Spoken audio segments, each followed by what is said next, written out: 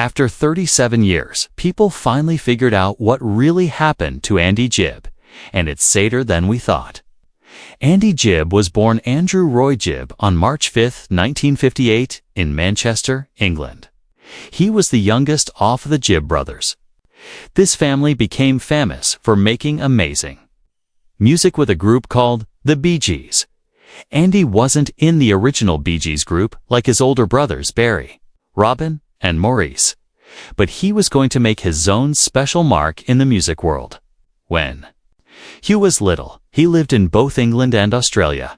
His family moved to Australia in the mid-1960s. This move changed Andy's early life. It let them experience both British and Australian ways of living. This helped start his journey as an artist. From when he was very young, Andy had a natural gift for music. He was charming and had a warm, beautiful voice that showed he would become a star. Andy's music career started in the mid-1970s. He became successful, not just because he was talented, but also because his brother helped him and wrote songs for him. His first album was called Flowing Rivers in 1977.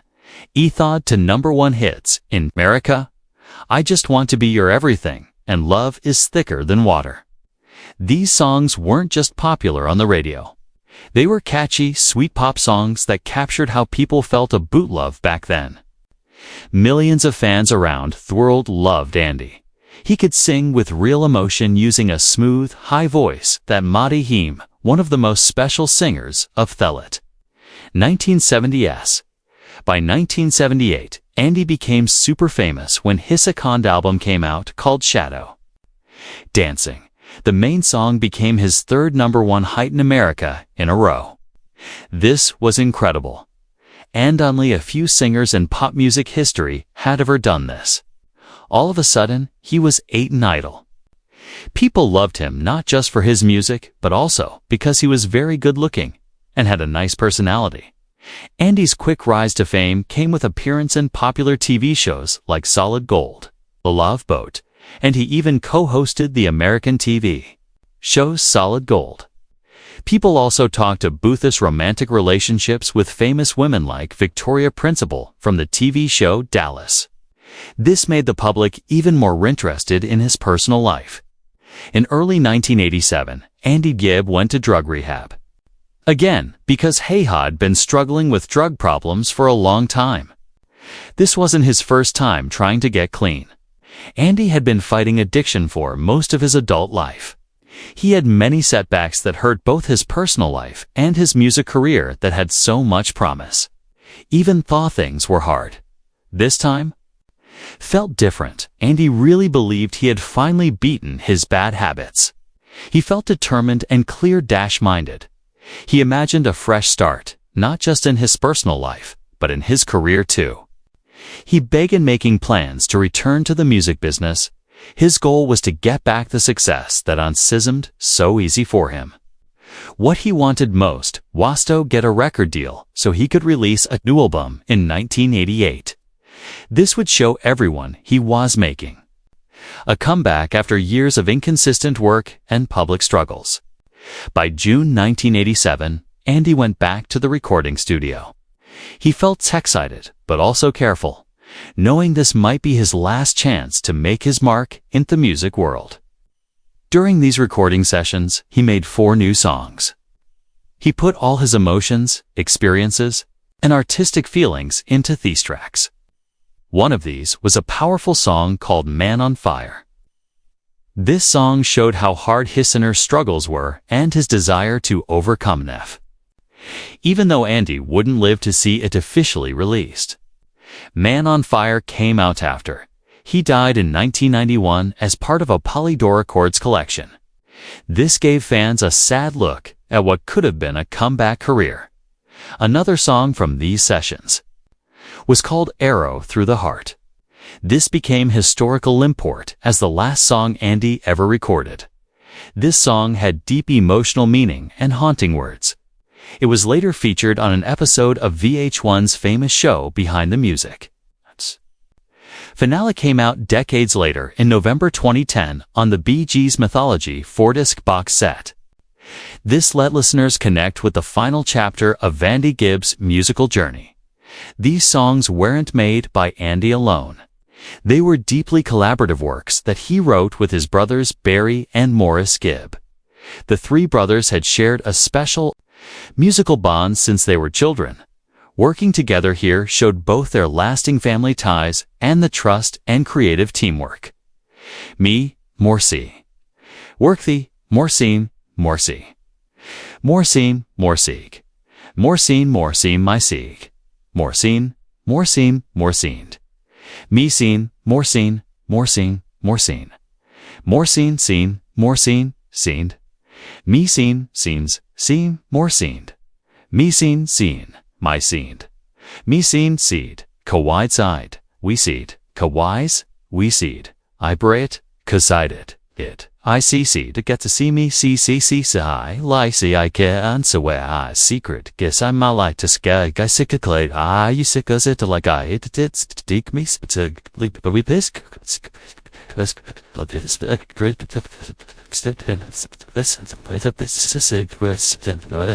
had built over years of making music together. The songs were first recorded as demos with an engineer named Scott Glazer. His technical skill helped save the emotional feeling and raw quality of Andy's performances.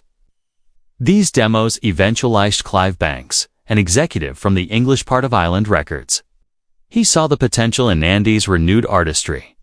While Andy Gibb never officially signed a record contract during this time, the label had real plans to release his music.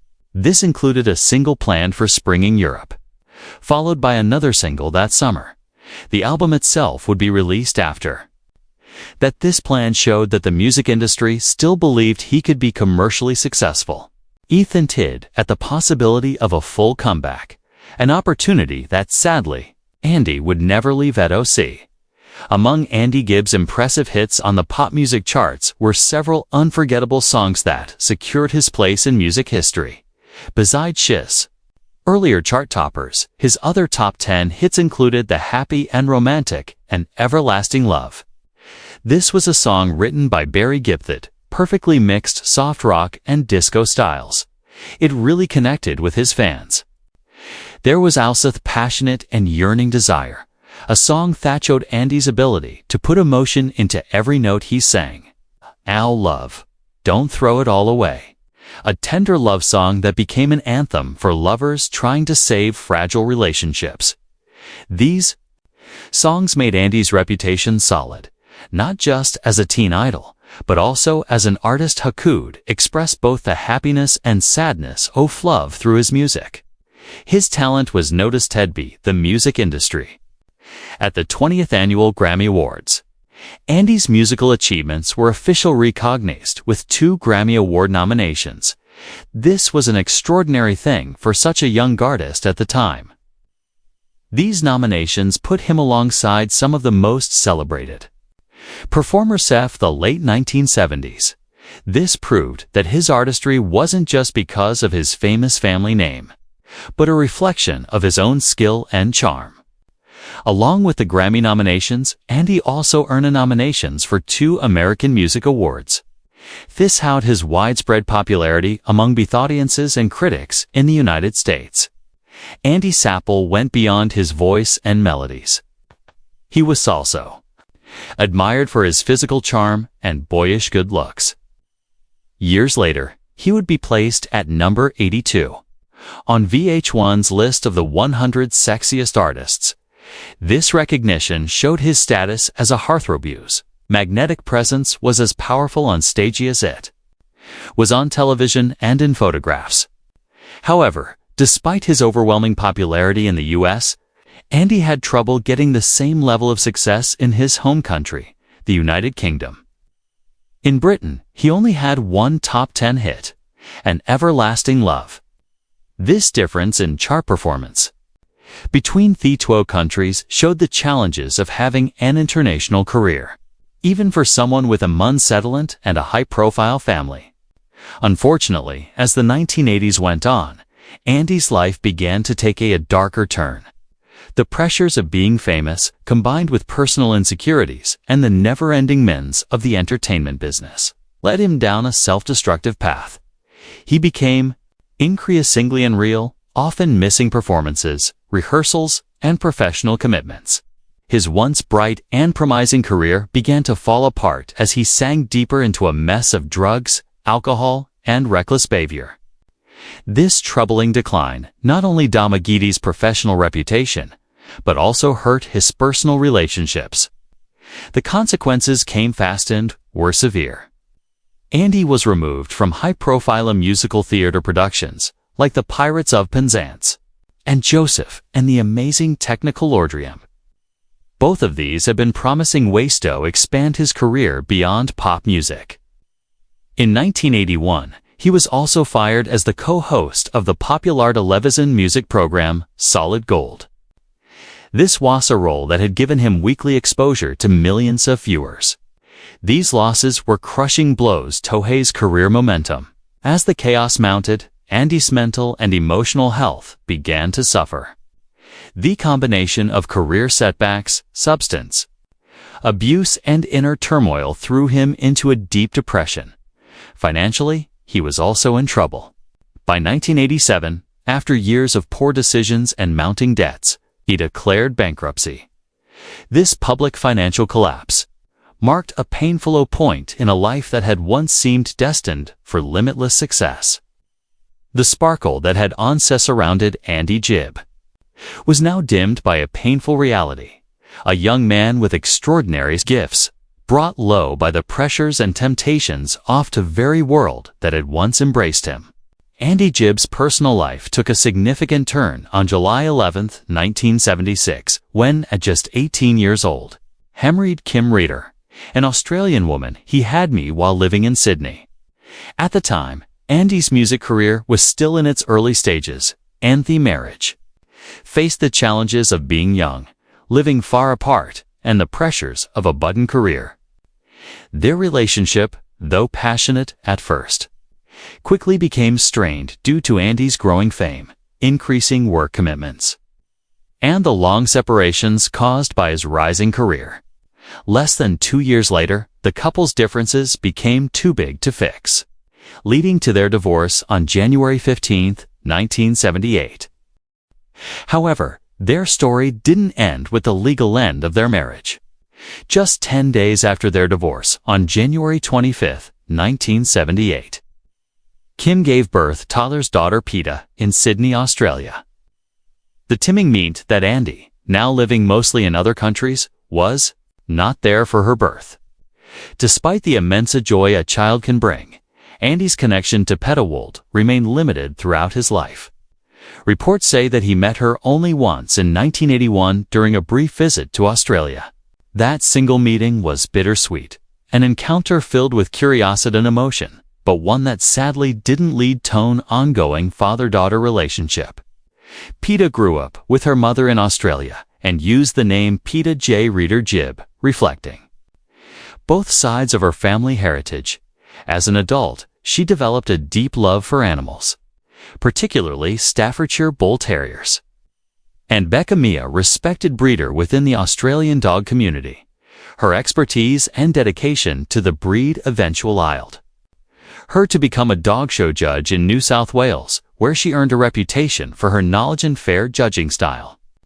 In her personal life, Peta found happiness when she married Matt Weber in January 2008, beginning a new chapter far removed from the fame and chaos of her father's world.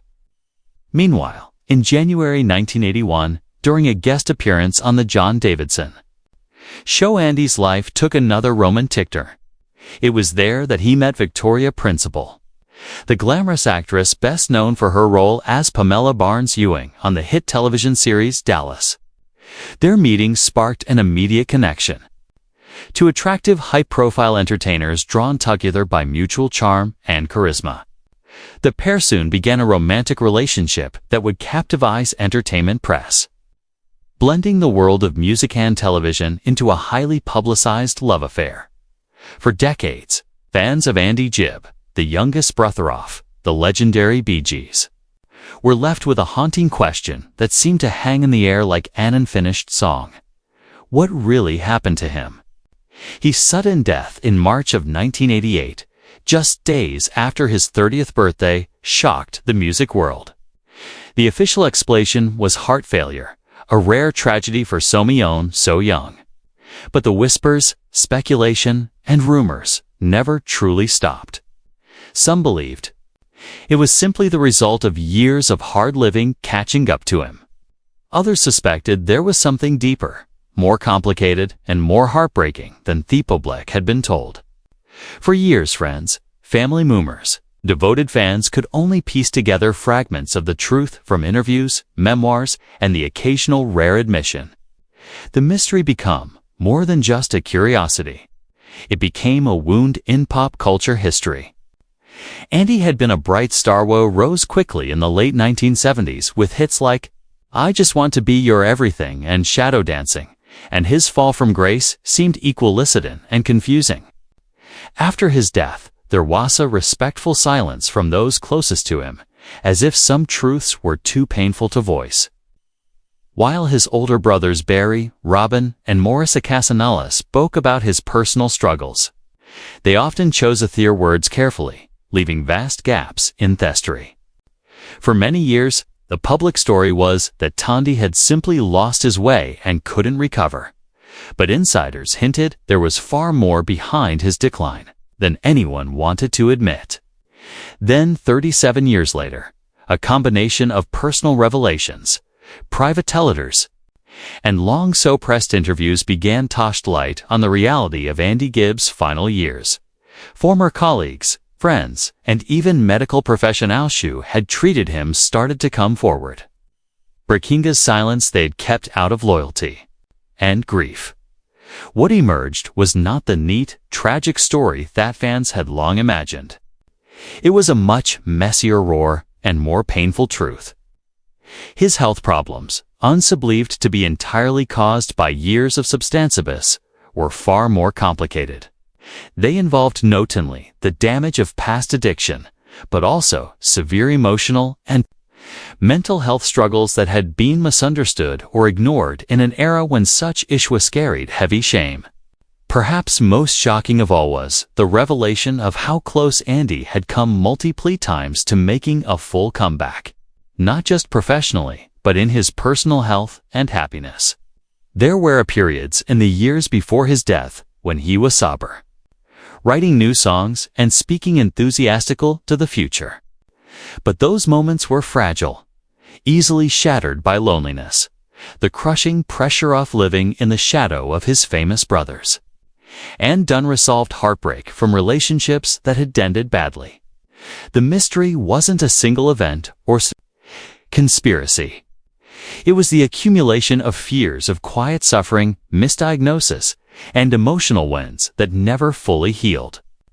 When the full story finally emerged, it was worse than fans imagined, not because of scandal or shocking secrets, but because it revealed just how preventable Andy's death might have been if the understanding, resources, and medical support available today had existed in the 1980s. It painted a picture of a man who wasn't simply a fallen star, but a deeply sensitive soul who battled more than the public ever knew. For those who had loved his music and mourned his loss, the truth was bittersweet. The mystery was solved, but it left behind an even heavier sadness, knowing that Andy Gibb's life could have been so much longer, and his music could have graced the world for decades more.